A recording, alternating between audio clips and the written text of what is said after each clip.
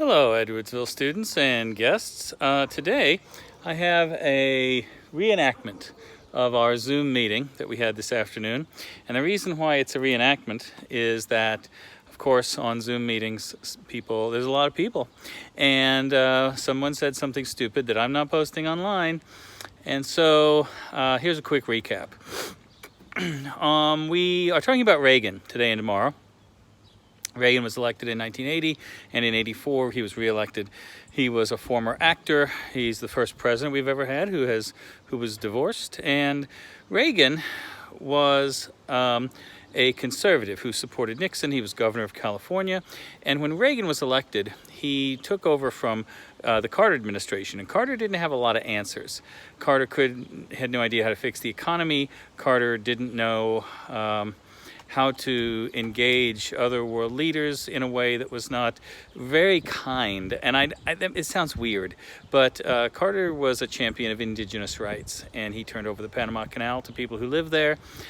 But that's not the kind of thing that China and the Soviet Union respond well to. So he didn't know how to fix the OPEC oil embargo, energy crisis.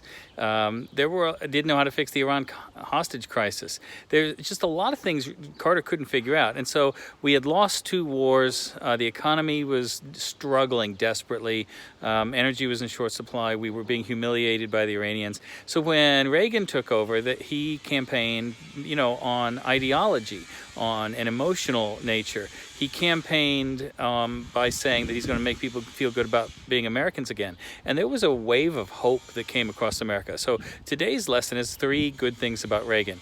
Good thing number 1, he said he was going to cut taxes, and in many ways he did.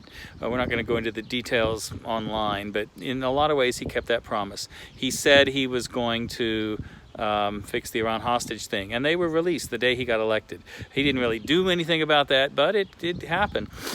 He said he was going to end Soviet communism, and during his administration he oversaw in America during a time where the Soviet Union collapsed and Soviet communism collapsed as well. So there were things he said he was going to do that he did. And so today's the good part of Reagan.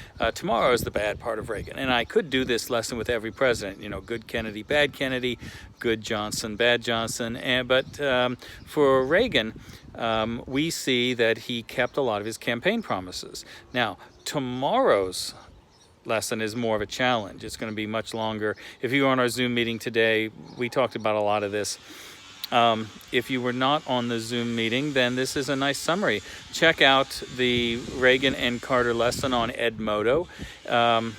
We moved from slide 8 to slide 15, somewhere around there. And tomorrow on the video, we will discuss the negative portions of Reagan. And I tried to tell people, those who historically claim to not like Reagan are engaged in an analysis of his economic policies. That's what most people who don't like Reagan remember. But if you lived through Reagan, you probably remember that Americans felt pretty good about being American. And that, I don't know how to quantify that. But if your parents lived through that, ask them about it. Did they feel good about living in Reagan's America? And in a lot of ways, yes, and in a lot of ways, no, and it's complicated. So I look forward to you tuning in tomorrow for the bad Reagan portion of the lesson.